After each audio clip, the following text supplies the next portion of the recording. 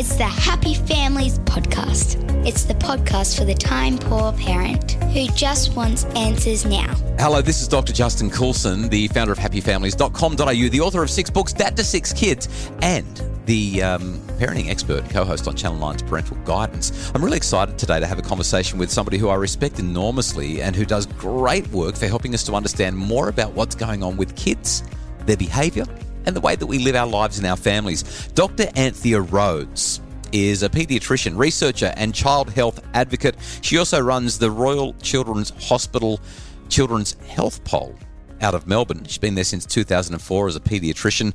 And Anthea joins me today to talk about the latest Royal Children's Health Poll. Anthea, thanks for being on the Happy Families podcast. Great to be here, Justin. The latest poll is about a topic that we don't usually cover off on the Happy Families podcast, and it's mainly because I'm not quite sure what to say about it, but I know that I've got opinions. It's just one of those topics that creates, for some parents, a little bit of shame, a little bit of worry, a little bit of, oh my goodness, another thing that I'm not doing well enough. So I want to be really careful in the way that we talk about what you've discovered here. We're talking about baby and toddler foods, the stuff that you buy pre-packaged, the quick, simple solutions to give the kids a squeezy pack because you've got to get them to eat something before you run out the door in the morning and everything's gone wrong in the morning. So where should we start? This National Child Health Poll about ready-made baby foods. How much do parents really know about what's in these foods, and do we need to be worried? Yeah, well, I think you've hit the nail on the head there, Justin, in saying it's really important that this conversation's not about parent blaming or guilt. What we really wanted to find out is, just how common is the use of ready-made baby foods in an average family's diet for their young kids, and what do parents know about the facts when it comes to these foods, how they're produced, how they're regulated, what sort of contents go into them, and how they're marketed towards you when you walk down the supermarket aisle and you're bombarded with choice.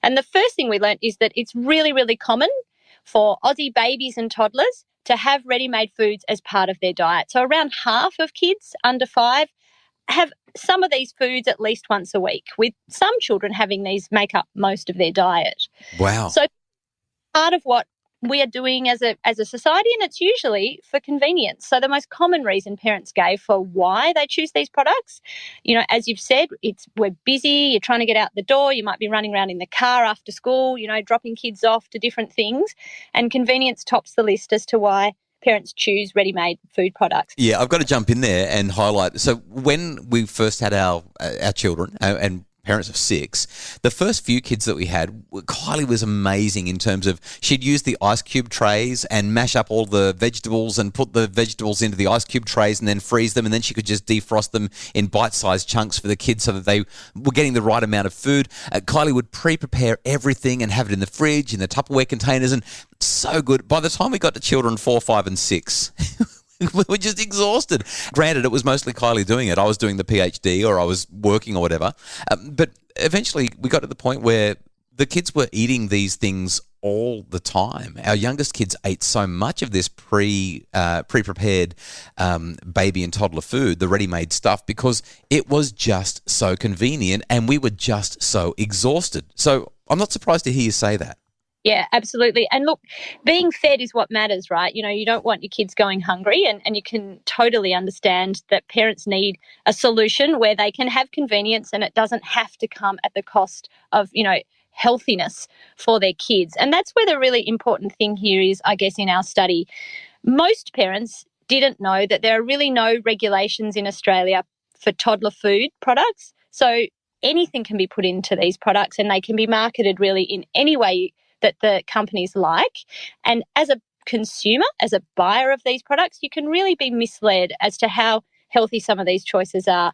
And they're not all created equal. So there are some healthier options and there's some less healthy options. So what we really would like to do is help parents to understand a bit more about how they choose the better product when they're making a decision. And the other big real sort of outcome for us from this study is actually not about parents doing things differently, but about the government doing things differently. We want to see regulations at a government level that ensure that these products are healthy for kids and that they are clearly labelled and that they're not confusing for parents, because these products are here to stay We absolutely understand why parents choose to use them, and we need to make it easy for them to make healthier choices. I'm just thinking about our experience with these foods as the kids have grown. And I mean, even though we don't have babies and toddlers anymore, we still from time to time have prepackaged food in the fridge. Like, that's just life. We all do it. But the kids from the youngest age, they always prefer the stuff that's in the packages. And as I think about what you're describing, I reckon I can hazard a guess as to why. If there are no regulations around what goes into these packages, then the really healthy stuff that's being cooked at home is probably not going to taste quite the same as the stuff that's coming out of the packages, the stuff with the preservatives or the sugars or the additives that are designed to make kids really like this stuff. And that's why they only want to eat what's in the squeezy pack. Is that a fair call? It absolutely is. So the biggest product of concern that goes into these ready-made foods is sugar.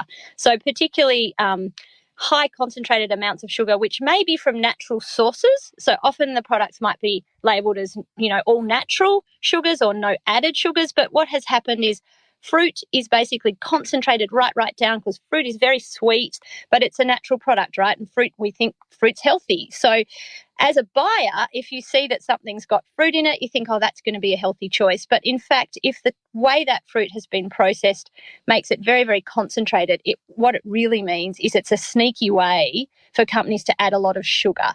And we know that kids like sugar. I mean, adults like sugar. And the more young children eat food products that are sweetened, they actually develop a preference where their palate wants more sweet food. And that can really set them up for, not just a short-term issue, but even sometimes a lifelong preference for sweetened foods. And they do have health implications. Obviously, there's weight gain, and unhealthy diet down the track can lead to that. And then for younger kids, there's also a lot of issues with teeth and, cavities that can come from too much sugar in foods. Yeah, hearing you say that really resonates for me as we've watched the different ways that our kids, literally the oldest three versus the youngest three, approach food and diets. And I'm sure that we can't draw a direct straight line from the squeezy packs through to what they choose to do now, but there has to be some sort of a correlation. Let me just go over a couple of other stats that came out of the poll.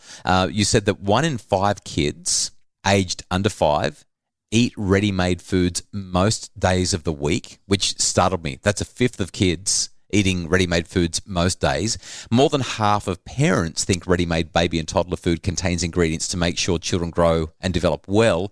And 53% of parents falsely believe that ready-made food products for infants and toddlers are tightly regulated by government to ensure good nutrition. All statistics that sort of underscore and emphasise what you've been talking about as we've discussed things so far.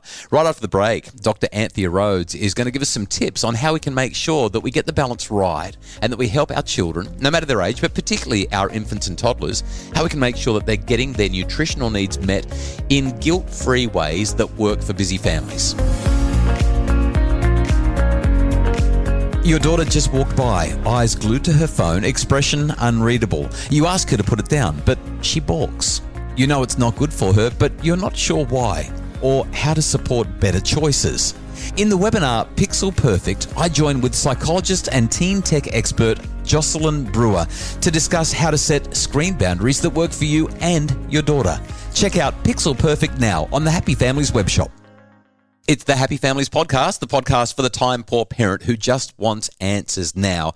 I'm speaking with the person who runs the Royal Children's Health Poll, Dr. Anthea Rhodes, a paediatrician, researcher, and all-round fantastic person who's going to give us some clues now about what we do about getting the kids off those squeezy packs when they're addicted to them. How do we feed our kids healthily when we are time-poor? When the stuff does taste great and it's all they'll eat, when the cost is actually pretty reasonable a lot of the time, and when we actually feel like we're giving the kids healthy choices, Anthea? Yeah, so it's not easy, Justin. I think that's the first thing to say to parents. And there are ways to still choose some of these convenient ready-made products without having to, compromise that healthy diet for your kids. First thing to mention, of course, is everything in moderation is always good. So ideally, you don't want to be having these food products every single meal, every single snack, every single day. But as a small part of the diet, then there are ways you can make choices where they're going to be absolutely okay. And we know that the benefits of that convenience are worth, those choices on that particular day or in that given moment. If you have a look at the packet of the food products, there's a bit of information there that can help you to make a healthier choice. It's really hard to do that when you're in the supermarket, I've got 4 kids myself, they're hanging off your leg or they're complaining or they're looking at the ads on the packets and the cartoon characters and they're trying to persuade you to buy a certain product. That's not the moment to stop and pull out, the nutrition panel and try and work out which product to choose. The time to do it is at home later. So buy a few different things. Once the kids are in bed, you get 5 minutes to yourself, hopefully, have a cup of tea, have a look at the packets. And you can use that information then to work out which one's going to be a healthier choice, and you might go for that option next time.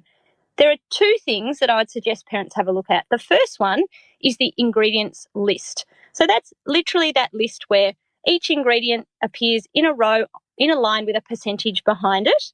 And the rules that do exist tell us that whatever's most common in that product has to appear first. So if you're buying something like perhaps, a bolognese product, you would hope that the first thing on that list might be something you expect to find in bolognese. Might be tomato. It might be, meat of some sort. If the first thing on that list is apple or pear, then what you know is that actually that product's got a lot of added sugar in it that is actually going to be the main part of the ingredients that your child is eating. So I would look at that list and particularly the first 1, 2, even 3 items on it. And if it's not sounding like a healthy product based on that information, choose something else. That's the first tip. The second is the thing called the Nutrition Information Panel, or sometimes we call it the NIP. And that's a box on the back of all food products that has a whole list of ingredients and then a whole bunch of numbers. Sometimes we feel like you need, a science degree and a calculator to actually work out what it means. Most of it I would ignore. But the one thing that, if you're going to choose something to look at would be the sugar. Scroll down the table, have a bit of a look, find sugar, look across at the amount per 100 grams and see how many grams of sugar are in that product. A good rule of thumb is that a teaspoon of sugar is equal to 4 grams. Some of these squeezy food products, yogurts, fruits, particularly can contain a lot of sugar, will have 30 grams of sugar, for example, in them. So straight off the bat, that's 7 teaspoons of sugar. And if your child's going to have 2 or 3 of those over the day, then that rapidly adds up to way more sugar than they need for a healthy diet. I've got to jump in here. This has blown my mind. So I always look at that little panel. My mum's a dietitian. She's never taught me how to read the panel, but I do know that under the sugars, it usually says carbohydrates and sugars. And so I'm just curious, before we get too caught up in the whole 4 grams per tablespoon, so 28 grams, that's 7 tablespoons. I mean, that's a phenomenal amount of sugar. If one of my kids had a Milo and they put 7 spoons of sugar into that Milo, I'd be having conniptions. I'd be losing it. So is there a difference in the different kinds of sugars that are in there, or is sugars total sufficient for us to make this decision when it comes to what's on that NIP, that nutritional information panel? Yeah, so sugar is a complex business and there are a lot of different ways that it can be named and that can add to the confusion, and it can also add to ways that companies developing these products can sneak sugar in and it's not clear that it's in there. So the easiest thing to do is actually literally use the word that says sugars. That will be a minimum. Right. There may be more than that in the product, but that is definitely at least as much as is in the product. So to keep it simple, there'll always be a row that says sugars. That's the one to look at and have a look at the number of grams. And some of these products actually are great. And, they might have 2 or 4 grams of sugar, which is not an unreasonable amount for a pouch that contains fruit or contains yogurt. There's going to be a little bit of sugar in that. The other thing I will say is it might surprise you which ones are healthier and which ones are less healthy. Some that are marketed to look really healthy in the way that their packaging is, and they might have lots of comments on there or claims about nothing being added or being all natural or being organic. Sometimes they're the ones that really actually are the worst. And then even some of the others covered in cartoons where you think, oh, this is really going to be bad. When you look at the numbers, it's much better. So take a minute, end of the day, after the kids have eaten it, and decide, okay, next time I'm going to go for this one. That's fascinating. Are there any other tips that can be helpful just before we wrap this up? One other really great tip, I mentioned teeth and, how problematic sugary foods can be for teeth. We know that with squeezy packets, parents listening, I'm sure have handed a pouch, as I have, to my kids. And I heard a parent say to me in mum's group once, it's parenting nirvana, that moment where you can hand the pouch over and, your toddler can take care of it themselves. There's no mess and they're just, sucking straight back from the packet. And life is suddenly easy. You can do it on the go, in the pram, in the car. The downside to that is that product is getting all around the teeth. It's not the same even as drinking juice because it's quite thick and it will actually coat teeth and it can lead to problems with teeth. So a great rule of thumb, if you can't avoid this all the time, is to follow with a drink of water. So if your child's just had a squeezy pouch of some sort, hand them water afterwards to actually at least rinse off the mouth and the teeth to try and reduce that sugar sitting around.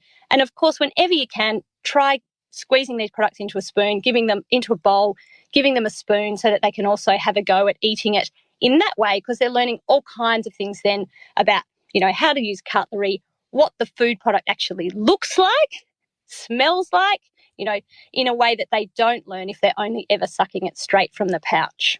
Now, what a great conversation. And of course, as you mentioned already, but I just want to emphasize it again, everything in moderation. Everything in moderation. One or two of these things across the day is absolutely part of the way many people manage the diet for their kids, but it needs to be mixed up with other things, whole foods, fresh ingredients where you can. It's not about telling parents, get back to the kitchen, make everything from scratch. It's not practical. And in fact, it's not even necessary. But it's about balancing things. And when you are choosing some of those ready-made products, trying to choose the best ones so that they're still healthy options. It shouldn't be that convenience means we have to be unhealthy. Ideally, we can achieve both things. Dr. Anthea Rhodes runs the Royal Children's Hospital National Child Health Poll. If you'd like more information about it, Anthea, where can people go to get all of the details on this poll and the others? Yeah, so jump online. We have a website, rchpoll.org.au. So lots of information there, including some great tips and handouts for parents. And we've also got a podcast, Justin, the RCH Kids Health Info podcast, and we've got an episode coming up on there about fussy eating, which is another big part of the challenge when it comes to getting kids to eat the things you really want them to eat. Yeah, outstanding. So we'll make sure that we link both to the poll and to the podcast so people can find out more information about it. I think that it's a really nice marriage between the work that we do here and the work that you're doing there. Great to talk to you, Anthea. Thanks so much for your time. My pleasure, Justin. Great to be on. The Happy Families podcast is produced by Justin Ruan from Bridge Media. Craig Bruce is our executive producer. And for more information about making your family happier, you can visit us at happyfamilies.com.au.